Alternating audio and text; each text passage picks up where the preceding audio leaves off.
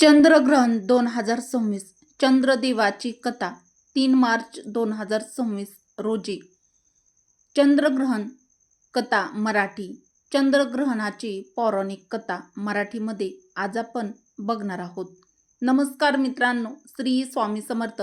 मित्रांनो, आज 3 मार्च 2026 वार मंगळवार या खडग्रास चंद्रग्रहणाचा दिवस आहे. हिंदू धर्मशास्त्रानुसार या दिवशी पवित्र ही चंद्रदेवाची पवित्र कथा ऐकणे शुभ मानलं जातं. तर आपल्या हिंदू धर्मामध्ये आणि धर्मशास्त्रानुसार चंद्रग्रहणाच्या काळात कोणतेही शुभ कार्य केले जात नाही, परंतु या काळात ही चंद्रदेवाची पवित्र कथा श्रवण केल्याने मन शांत राहतं, आध्यात्मिक फळ आपल्याला दुपटीने मिळतं अशी मान्यता आहे. चंद्रग्रहण हा चंद्रदेवासाठी अत्यंत महत्त्वाचा काळ आहे. या चंद्रग्रहणाच्या रात्री एक अत्यंत महत्त्वाची पौराणिक कथा ऐकणार आहोत. चंद्रदेव आणि प्रजापती दक्ष यांची हृदयस्पर्शी आणि भावनिक कथा, जी तुमच्या हृदयाला स्पर्श करून नक्कीच जाईल. चंद्रग्रहणाच्या काळात थोड्या वेळासाठी चंद्राचं तेज लोप पावतं. त्यावेळी चंद्राच्या जीवनातील एका महत्त्वाच्या प्रसंगाची आठवण होते. एक श्रद्धा अशीही आहे की चंद्रग्रहणाच्या वेळी राक्षस राहू-केतू चंद्राला ग्रासू पाहतात. या काळात चंद्रदेवाच्या आणि इतर देवतांच्या कथा ऐकल्या जातात, जेणेकरून चांगल्या शक्तींना बळ मिळावं आणि नकारात्मकता जाऊन सकारात्मकता यावी, अंधार दूर व्हावा. ही कथा ऐकल्यावर चंद्रग्रहणाच्या वेळी ही कथा का ऐकाव्यात याचं महत्त्व आपल्याला आजच्या या कथेमध्ये तुम्हाला समजेल. तर मित्रांनो, आजच्या या कथेमध्ये प्रेम, शाप आणि भक्ती याची ही भावपूर्ण आणि हृदयस्पर्शी कथा आहे. चला तर मग सुरुवात करूया. मित्रांनो, चंद्रग्रहण 2026 या दिवशी आपण ऐकणार आहोत.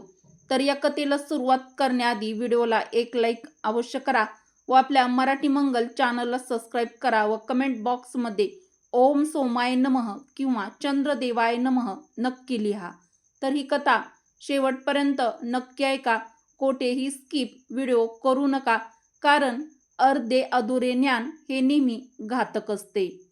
चला तर मग मित्रांनो, आजच्या कथेला आपल्या सुरुवात करूया. रात्रीचा निवांत काळ होता. सगळीकडे शांतता पसरली होती. आकाश असंख्य ताऱ्यांनी झगमगत होते. मंद वारा वाहत होता. रोहिणीच्या कक्षात एक वेगळीच लगबग सुरू होती. रोहिणीच्या कक्षाचे रेशमी पडदे मंद वारा हलकेसे हलवून जात होता. रोहिणीच्या कक्षात सुगंधी धूप जळत होता आणि मोगरा व गुलाबाच्या फुलाच्या मंद सुवासाने पवित्र आणि मोहक झालं होतं.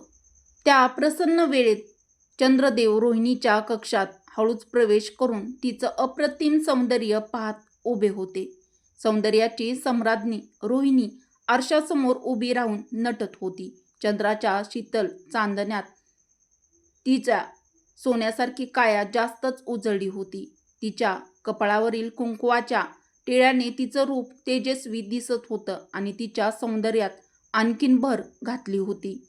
रोहिणीच्या लांब सडक काळ्याभोर दाट केसामध्ये मोगऱ्याच्या फुलाचा गजरा माळला होता, जो तिचे सौंदर्य अधिकच खुलवत होता, ज्याचा मंद सुवास चंद्राला मोहित करत होता. आरशात चंद्राचं प्रतिबिंब पाहून रोहिणी हलकेच लाजून हसली, जणू ती दरवेळी त्याला पहिल्यांदाच पाहते आहे अशा भावनेने तिच्या मोठ्या अशा काळ्याभोर डोळ्यात चमक आणि प्रेम भरलं होतं. चंद्र त्या प्रेमाच्या वर्षावात पूर्णपणे न्हावून निघाला होता. मित्रांनो, चंद्रदेवांनी प्रजापती दक्षांच्या 27 कन्याशी विवाह केला होता. विवाहाच्या वेळी प्रजापती दक्षनी चंद्रदेवाला सर्व पत्नीवर समान प्रेम करण्याचं वचन घेतलं होतं. मित्रांनो, चंद्रदेवाच्या 27 पत्नीमुळे आकाशातील 27 नक्षत्रांना चंद्राची सोबत लाभली होती. परंतु मित्रांनो, त्या सर्व 27 पत्नीपैकी रोहिणी चंद्रदेवाची अतिशय लाडकी आणि रूपवती सौंदर्याची सम्राज्ञी असलेली रोहिणी, तिचं स्थान चंद्राच्या हृदयात खूप खास होतं. रोहिणी ही चंद्रदेवाचं खरं प्रेम होती. त्यामुळे चंद्रदेवाच्या हृदयामध्ये तिची जागा सगळ्यांपेक्षा वेगळी आणि खास होती. रोहिणीने चंद्राकडे पाहिलं तेव्हा तिच्या चेहऱ्यावर सुखद आनंद दिसला. चंद्रदेव प्रेमाने रोहिणीकडे पाहत हलकेसे हसत म्हणाले, रोहिणी, आज तुला पाहून मला पुन्हा नव्याने प्रेमात पडल्यासारखं वाटत आहे. तुझं सौंदर्य माझं मन पूर्ण मोहित करून टाकलं आहे. रोहिणीच्या चेहऱ्यावर लाजरं हसू दाटलं, पण तिला चंद्रदेवाच्या डोळ्यात काही काळजीची सावली दिसली. काही क्षण तो गप्प गप्प तिच्याकडे पाहत होता. रोहिणीने हळूच आवाजात विचारलं, स्वामी, तुम्ही इतके शांत का आहात? चंद्राने रोहिणीचा हात आपल्या हातात घेतला. त्याच्या नजरेतील काळजी आता स्पष्ट दिसत होती. कसली तरी काळजी चंद्रदेवाच्या चेहऱ्यावरती रोहिणीला दिसत होती. चंद्रदेव हळूच स्वरात म्हणाले, रोहिणी, मी तुझ्या पिताजींना म्हणजेच प्रजापती दक्ष यांना वचन दिलं होतं की आपल्या सगळ्या पत्नीवर समान प्रेम करीन, पण तुझ्या सौंदर्यापुढे माझं हृदय इतरांकडे तितकंसं वळू शकलेलं नाही. रोहिणी, तुझं जे स्थान आहे ते मी इतरांना देऊ शकत नाही, पण मला भीती वाटते जर मी ते वचन पाळू शकलो नाही तर. चंद्राच्या शब्दात अपराधी भाव वाढत होता. रोहिणीने थोडंसं गंभीर होत चंद्रदेवांना समजावत आपला दुसरा हात चंद्रदेवाच्या हातात देऊन चंद्रदेवांना प्रेमाने समजावण्याचा प्रयत्न केला. रोहिणी अत्यंत शांतपणे म्हणाली, आम्ही प्रेमात सारासार विचार नसतो. तुमचं माझ्यावरचं प्रेम निरपेक्ष आणि शुद्ध आहे. इतर पत्नींचाही मान राखलाच पाहिजे. पुढे रोहिणी म्हणाली, स्वामी, तुम्ही जास्त विचार करू नका. आपण काहीतरी मार्ग काढू. मित्रांनो, रोहिणीच्या चेहऱ्यावर चिंता स्पष्ट दिसत होती. मित्रांनो, त्या रात्री चंद्राने आपल्या 27व्या पत्नी रेवतीच्या महालात जाऊन वेळ घालवण्याचे वचन त्याची पत्नी रेवतीला दिलं होतं. पण रोहिणीच्या प्रेमळ सहवासात वेळ कसा गेला याचं भान चंद्रदेवाला राहिलं नव्हतं. रेवतीने यापूर्वी अनेकदा निष्फळ वाट पाहिली होती. पुन्हा एकदा ती दाराकडे टकमक पाहत वाट बघत उभी राहून शेवटी निराश झाली. तिच्या हृदयात रागाचा ज्वालामुखी पेटला होता. रेवतीच्या मनातील राग अनावर झाला होता. तिने संतापाने सर्व पत्नींना भेटून हा अन्याय दूर करण्यासाठी काहीतरी करण्याचं ठरवलं. मध्यरात्री राजवाड्याच्या बागेत रोहिणीशिवाय सर्व 26 पत्नींची चंद्राच्या शीतल प्रकाशाखाली एका जुन्या वृक्षाच्या सानिध्यात त्या जमल्या. प्रत्येक पत्नीच्या चेहऱ्यावर राग आणि दुःख दिसत होतं. चंद्राच्या इतर 26 पत्नी रोहिणीबद्दल मनात साचलेला राग, द्वेष व्यक्त करू लागल्या आणि त्या बोलू लागल्या, चंद्रदेव आम्हाला दिवसा राजवाड्यातल्या ऐश्वर्यात ठेवतात, पण रात्री मात्र नेहमी रोहिणीकडेच जातात. एक पत्नी दुखावल्या स्वरात म्हणाली, हो ना, आम्ही सगळ्या त्यांची वाट पाहत असतो आणि चंद्रदेव मात्र फक्त आणि फक्त रोहिणीमध्येच मग्न असतो. दुसरी पत्नीने दुःख व्यक्त केलं. ती म्हणू लागली, चंद्रदेव आम्हाला फक्त वचन देतात आणि रात्री मात्र शेवटी रोहिणीकडेच जातात. तिसऱ्या पत्नीने रागाने सांगितले. रेवतीने संतापलेल्या आवाजात सर्वांचं लक्ष वेधलं आणि ठामपणे संतापाने रागाने म्हणाली, आपल्या सगळ्यांच्या भावना दुखावल्या गेल्या आहेत. आता आपण शांत बसणार नाही. आपण आपल्या पिताजी प्रजापती दक्ष यांच्याकडे न्याय मागू. या तिच्या बोलण्यात अन्यायाविरुद्धचा धगधगता अंगार होता. चंद्रदेवाच्या सर्व पत्नींनी रेवतीच्या या निर्णयाला लगेच होकार दिला. मित्रांनो, सकाळ होताच चंद्रदेवाच्या सर्व पत्नी प्रजापती दक्षांच्या महालात गेल्या. प्रजापती दक्ष ब्रह्मदेवाचे मानसपुत्र आणि प्रतापी सम्राट होते. मात्र त्यांचा स्वभाव अत्यंत उग्र आणि रागीट स्वभावाचे दक्ष होते. मित्रांनो, प्रजापती दक्षनी आपल्या मुलींची सर्व व्यथा ऐकताच दक्षांच्या कपाळावर आट्या पडल्या आणि चेहरा संतापाने लाल झाला. व ती अश्रू भरल्या डोळ्यांनी वडिलांना सांगू लागली, प्रिय पिताश्री, आमचे पतिदेव चंद्र आम्हाला पूर्णपणे दुर्लक्ष करतात. ते सारखे रोहिणीकडेच असतात. आम्ही उरलेल्या पत्नी दिवसेंदिवस त्यांच्या प्रेमाला पारख्या होत चाललो आहोत. दुसरी एक पत्नी दुखावल्या आवाजात म्हणाली, हो पिताजी, आम्ही सर्वजणी अतिशय दुःखी आहोत. आम्हाला आमच्या पतीचा सहवास मिळतच नाही. आमच्यावर त्यांचं प्रेम राहिलं म्हणजे उरलंच नसेल तर आम्ही जगायचं कशासाठी? आपल्या मुलींचं सर्व रडगाणं ऐकून दक्ष प्रचंड संतापले. ते रागाने लालबुंद झाले आणि ओरडले, चंद्रदेव कुठे आहे? त्यांना इथे ताबडतोब हजर करा. दक्षाच्या आदेशाने चंद्रदेवाला राजसभेत हजर केलं. सासऱ्याच्या धाकाने घाबरलेले चंद्रदेव आपला प्रचंड संताप असलेल्या सासऱ्याला पाहून मान खाली घालून उभा राहिले. प्रजापती दक्षांच्या प्रखर नजरेचा सामना करताना चंद्रदेवाच्या कपाळावरती घाम फुटला होता. पुढे चंद्रदेवाला पाहून दक्ष रागीट आवाजात बोलले, चंद्रदेवा, हे मी काय ऐकतोय? तुम्ही मला दिलेलं वचन पाळू शकला नाहीस, मोडलंच तुम्ही ते वचन. मी माझ्या सर्व मुलींना समान वागणूक दिली नाही, हा पक्षपात का? मित्रांनो, सासऱ्याचे हे कठोर शब्द ऐकून चंद्राने हात जोडले आणि शांत स्वरात म्हणाले, प्रजापती, मी माझ्या प्रत्येक पत्नीच्या राहण्याची उत्तम व्यवस्था केली आहे.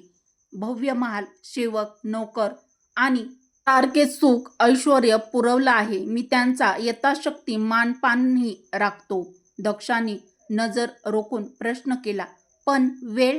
प्रत्येकीसोबत समान वेळ घालवतोस का? प्रजापती दक्ष चंद्रदेवाकडे पाहत अत्यंत गंभीर स्वरात म्हणाले, की सतत रोहिणीकडेच असतोस.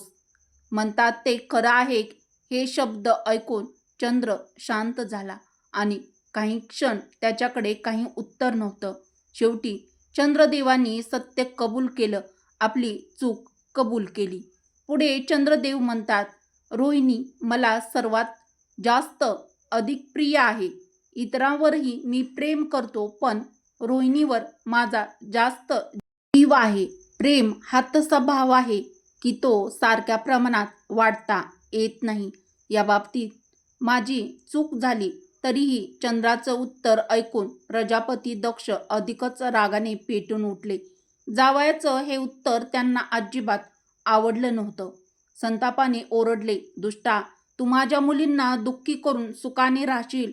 हे चंद्रदेवा, मी असं होऊ देणार नाही. मी तुला सुखाने राहून देणार नाही. प्रजापती दक्षांच्या मुखातून शापाचे शब्द सुटले. जा चंद्रदेवा, तुला माझा शाप.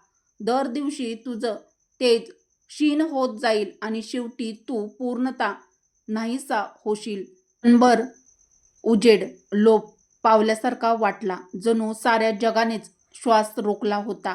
क्षणभर राजसभेत मृत शांतता पसरली. दक्षाच्या तोंडून निघालेला शाप ऐकून चंद्रदेव थरथर कापू लागले आणि त्यांचा चेहरा पांढरा पडला.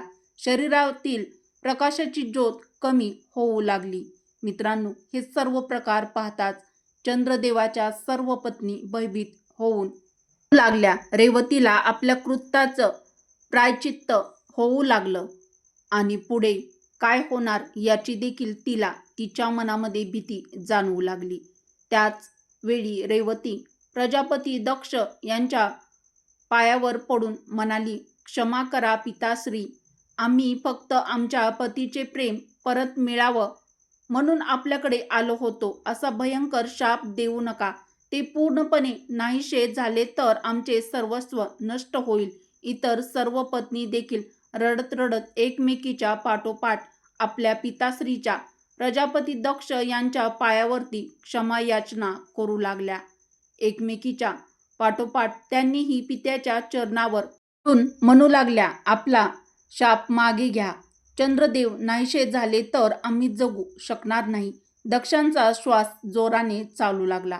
त्यांच्या मनातील राग आता थोडा शांत झाला होता.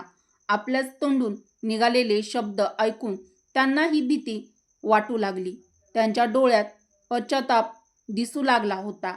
ते दुःखी होऊन म्हणाले, मला माफ करा. भरात शाप देऊन बसलो, पण एकदा उच्चारलेला शाप, माझ्या मुखातून गेलेला शब्द मागे घेता येणार नाही. दक्ष काही काळ गंभीर उभे राहिले आणि शांत आवाजात म्हणाले, देवादिदेव महादेव, यातून काही मार्ग आपल्याला सुचवतील. आपण महादेवांना शरण जाऊया. दुःखात बुडालेल्या चंद्रदेवाला आता पुढचा मार्ग सुचेनासा झाला होता. त्याने अश्रू भरल्या डोळ्यांनी शेवटच्या आशेने आकाशाकडे पाहिलं. चंद्रदेवाच्या सर्व पत्नी एकमेकीच्या गळा पडून रडत होत्या. काही वेळानंतर चंद्रदेव आपल्या महालामध्ये परत आले आणि मित्रांनो, चंद्रदेवाच्या चंद्रकलेचा प्रकाश फारच कमी झाला होता. त्यांचं तेज कमी झालं होतं. चंद्र देवांना पाहताच रोहिणी धावतच आली. पतीचं ओशाळलेलं रूप बघून शांत आणि गंभीर झाली. तिचा तेजस्वी पती आता निराश झालेला तिला कधी तिनं पाहिलाच नव्हता. रोहिणीच्या डोळ्यात अश्रू दाटून आले. ती रडक्या आवाजात म्हणाली, स्वामी, हे काय झालं आहे? आपले दिव्य तेज कमी का होत चाललं आहे? पुढे रोहिणी म्हणाली, स्वामी, मला सगळा प्रकार समजला आहे. हा शाप तुमच्यामुळे नाही तर माझ्यामुळेच आला आहे. मीच तुमचं लक्ष स्वतःकडे खेचून इतर पत्नीवरून तुमचं मन हटवलं आणि माझ्यामुळे तुम्हाला शाप भोगावा लागत आहे. मित्रांनो, पुढे चंद्रदेव हलकेसे हसले आणि गंभीर झाले आणि रोहिणीकडे पाहत थरथरत्या हातांनी रोहिणीच्या डोळ्यातील अश्रू पुसले. शांतपणे प्रिय पत्नी रोहिणीला म्हणू लागले, रोहिणी, तू असं म्हणू नकोस. माझेच प्रेम मी समान वाटू शकलो नाही. रोहिणी, मला महादेवांच्या चरणी जाऊन शरणागती पत्करावी लागेल. मित्रांनो, चंद्रदेवाचे हे शब्द ऐकून रोहिणीचे हृदय हेलावून गेलं आणि तिच्या डोळ्यामध्ये अश्रू दाटले. रोहिणी आपले डोळे गंभीरपणे चंद्राचा हात धरला आणि म्हणाली, काळजी करू नका, यातून काहीतरी मार्ग नक्कीच निघेल. स्वामी, मी पण तुमच्या सोबत येते. आपण दोघे मिळून भोळ्या सांब सदाशिवाची आराधना करू. रोहिणी दृढ निश्चयाने पतीला म्हणाली, स्वामी, मी तुम्हाला एकटे जाऊ देणार नाही. मित्रांनो, प्रिय पत्नी रोहिणीचं हे बोलणं ऐकून चंद्राने मंद हसत तिच्याकडे पाहिलं आणि हलकीशी मान हलवली. चंद्रदेव हळुवारपणे म्हणाले, प्रिय रोहिणी, तुझी साथ मला अमूल्य आहे.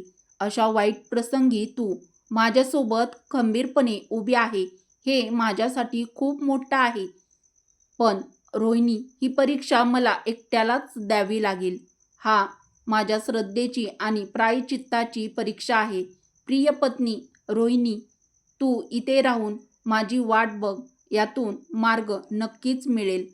रोहिणी, मला विश्वास आहे. मी लवकरच ही परीक्षा पार करेन आणि सर्व काही चांगलं होईल आणि लवकरात लवकर मी तुझ्यापाशी परत येईन. हे ऐकून मात्र प्रिय पत्नी रोहिणीची अवस्था त्यावेळी आमोशेच्या चंद्रासारखी झाली होती. दुःखाने तिचं रूप काळवंडलं होतं. ती रडक्या आवाजात हुंदके आवरत म्हणाली, स्वामी, लवकर परत या.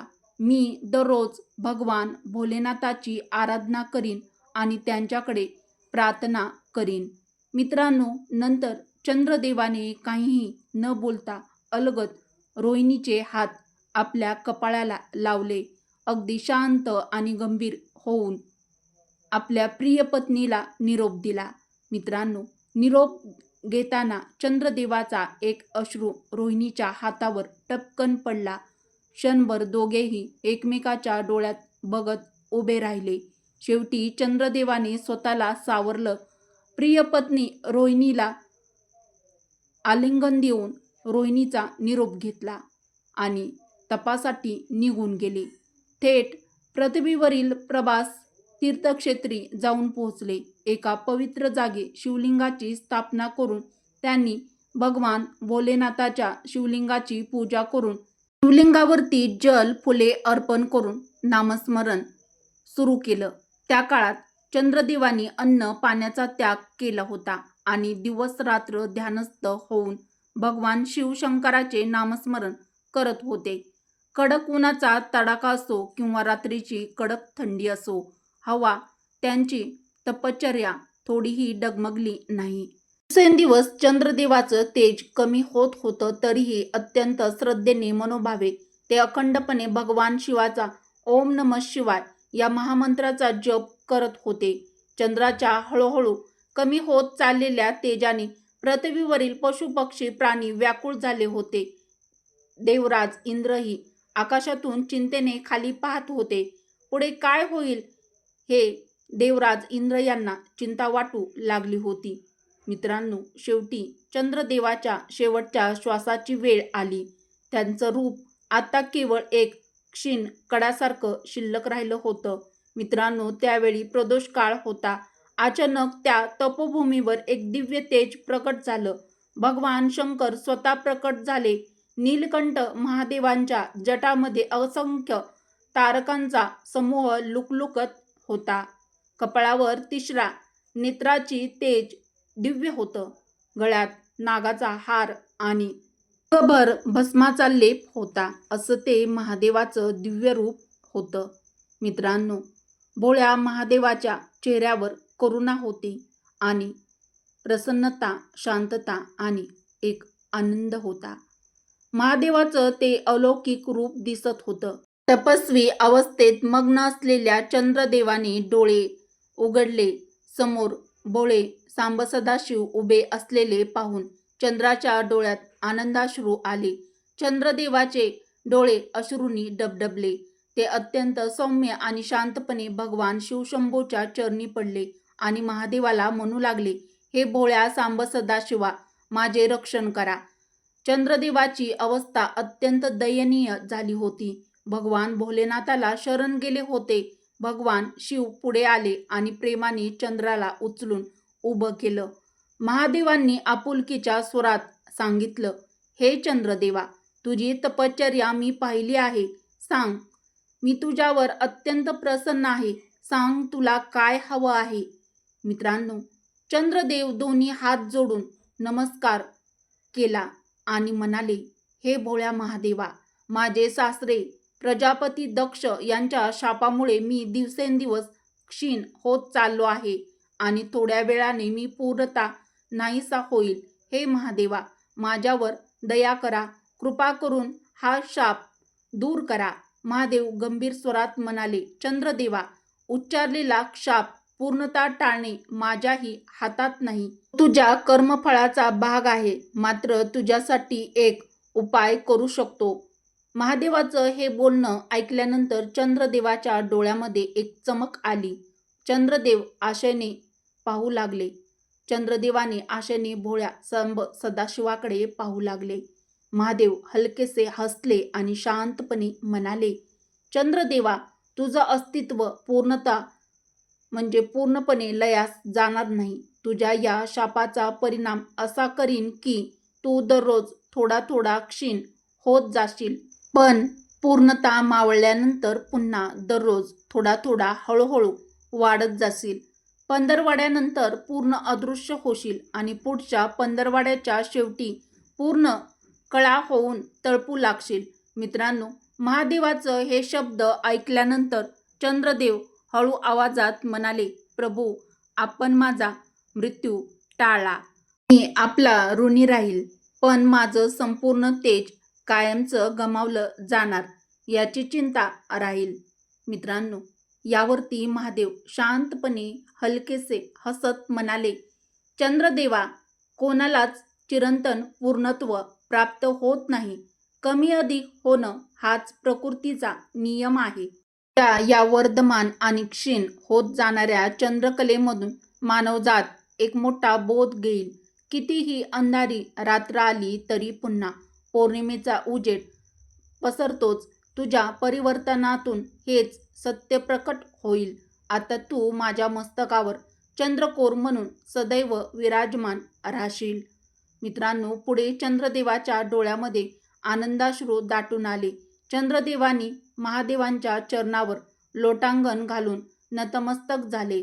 हलकेसे हसत चंद्रदेव म्हणू लागले, हे भोळ्या सांब सदाशिवा, तुमची महिमा अपरंपार आहे. तुम्ही मला पुन्हा नवजीवन दिलंत. भगवान शंकरांनी त्यांना उठवून उभं केलं आणि आशीर्वाद दिला. पाहता पाहता चंद्रदेवाच्या देहात नवचैतन्याचे तेज पसरले. महादेवाच्या कृपेने त्यांचे क्षीण झालेलं रूप हळूहळू पूर्ण तेजाने उजळू लागलं. चंद्रदेव महादेवांचे शतशः आभार मानत आकाशातील आपल्या स्थानावर परतले. काही दिवसांनी पौर्णिमेच्या रात्री चंद्र पुन्हा पूर्ण तेजाने चमकू लागला. हे पाहून चंद्रदेवाच्या सर्व 26 पत्नी आणि प्रिय पत्नी रोहिणीच्या चेहऱ्यावर आनंद पसरला. आपल्या प्रियपतीचे आनंदाने स्वागत केलं. इतर पत्नीच्या मनातील राग नाहीसा झाला होता. चंद्रदेवाने आता आपल्या सर्व पत्नीवर प्रेमाचा वर्षाव करण्याचा निश्चय केला. तो ठरल्याप्रमाणे प्रत्येक रात्री एका पत्नीसोबत आकाशात फिरू लागला, ज्यामुळे 27 रात्रीमध्ये सर्व पत्नींचा सहवास क्रमाक्रमाने करू लागला. अशा पद्धतीने चंद्रदेवांनी सर्व पत्नीच्या मनातील दुःख दूर केले. मित्रांनो, चंद्रदेवाचे सासरे प्रजापती दक्ष यांना आपल्या रागीट स्वभावाचा व आपल्या कृत्याचा प्रायश्चित्त झालं. त्यांनी प्रायश्चित्त म्हणून भगवान शंकराची पूजा केली. मित्रांनो, आता सर्व काही सुरळीत चालू झालं होतं. चंद्रदेवाच्या 27 पत्नी देखील चंद्रदेवावरती अत्यंत खुश होत्या. चंद्र आपल्या कलासहित वाढत आणि आपल्या कलासहित घटत राहतो. मित्रांनो, आपण पाहतोच की चंद्र प्रत्येक अमावस्येला पूर्णतः लोप पावतो आणि प्रत्येक पौर्णिमेला पुन्हा पूर्ण तेजाने उजळून प्रकाशतो. भगवान शंकराच्या जटावर विराजमान असलेल्या चंद्रदेवाच्या कथेतून आपल्याला शिकायला मिळतं की आपल्या जीवनामध्ये कितीही वाईट कठीण प्रसंग आला, कितीही दुःख आलं, तरी त्या दुःखाला न घाबरता परमेश्वरावर मनापासून श्रद्धा ठेवा. परमेश्वराची भक्ती करा. जीवनामध्ये प्रेमळ माणसांची साथ सदैव असू द्या आणि काही चुकी झाली तर ती कबूल करा आणि प्रायश्चित्त करा. जीवनात कितीही वाईट प्रसंगाला तोंड द्यावे लागले, त्यावरती देवाची कृपा असेल तर त्यावरती विजय हा प्राप्त करता येतो. कठीण प्रसंगाला सामोरे जाण्याचे धैर्य मिळते. तर मित्रांनो, 3 मार्च 2026 वार मंगळवार या दिवशी खड्गरास चंद्रग्रहण आलेलं आहे. चंद्रग्रहणाच्या दिवशी ही अत्यंत पवित्र व भावपूर्ण कथा श्रवण केल्याने मनातील अंधार दूर होईल. जीवनामध्ये कठीण प्रसंगाला सामोरे जाण्याचे बळ या कथेतून नक्कीच मिळेल. तर मित्रांनो, ही चंद्रग्रहणाची कथा तुम्हाला कशी वाटली ती कमेंट करून नक्की कळवा. व्हिडिओ आवडला असेल तर व्हिडिओला एक लाईक अवश्य करा व आपल्या मराठी मंगल चॅनलला सबस्क्राईब देखील जरूर करा. उपयुक्त व्हिडिओ तुमच्या मित्र परिवारासोबत बहिणींसोबत जास्तीत जास्त शेअर देखील नक्की करा व कमेंटमध्ये हर हर महादेव किंवा ओम सोमाय नमः नक्की लिहा.